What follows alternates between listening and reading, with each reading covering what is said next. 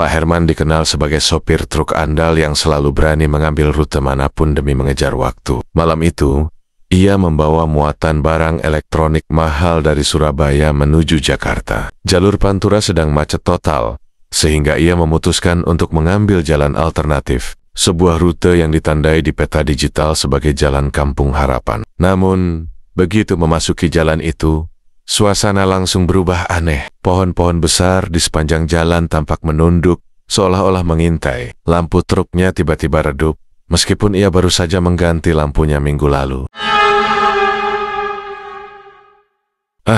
Cuma suasana malam, jangan mikir yang aneh-aneh, gumam Pak Herman sambil terus memacu truknya. Semakin jauh ia melaju, jalan itu semakin sempit dan kabut tipis mulai menyelimuti. Tidak ada satupun rumah atau kendaraan lain di sekitar. Di salah satu tikungan, ia melihat seorang wanita berdiri di pinggir jalan, menggendong anak kecil yang wajahnya tertutup kain putih. Wanita itu melambaikan tangan, meminta tumpangan. Pak Herman, yang biasanya tidak peduli dengan hal-hal semacam itu, merasa iba. Ia menghentikan truknya dan membuka pintu. "Mau kemana, Bu?" tanya Pak Herman. Wanita itu tersenyum samar. "Ke ujung jalan ini, Pak.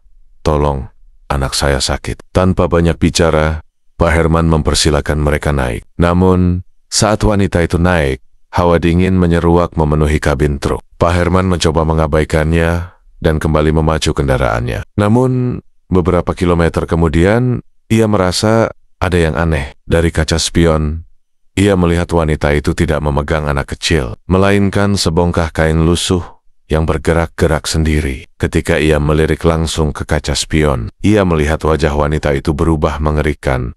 Matanya hitam sepenuhnya, dan mulutnya tersenyum lebar hingga ke telinga. Pak Herman panik. Ia menghentikan truk dengan mendadak.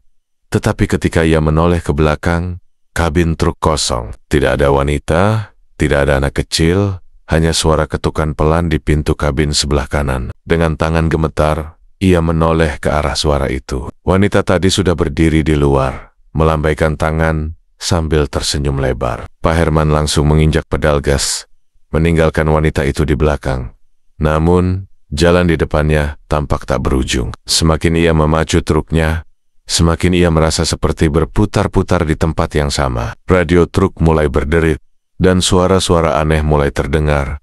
Tangisan bayi, tawa anak-anak, dan bisikan memanggil namanya. Akhirnya, ketika Pak Herman merasa ia akan kehilangan akal sehat, ia melihat cahaya terang di kejauhan. Ia memacu truknya menuju cahaya itu, dengan harapan bisa keluar dari jalan terkutuk ini. Begitu ia melewati cahaya, ia mendapati dirinya berada di jalan raya utama, di tengah malam yang sunyi. Namun, ada yang aneh. Tangki bahan bakarnya penuh kembali. Odometer truk menunjukkan angka 0. Dan di jok penumpang, ada kain lusuh dengan noda darah segar. Sejak malam itu, Pak Herman tidak pernah mau mengambil rute alternatif lagi. Truknya masih sering mogok mendadak, terutama saat melewati tempat-tempat sepi. Ia pun sering mendengar suara ketukan pelan di pintu kabin, meski tidak ada siapapun di luar. Jangan lupa like dan share jika kamu ingin lebih banyak kisah seram seperti ini.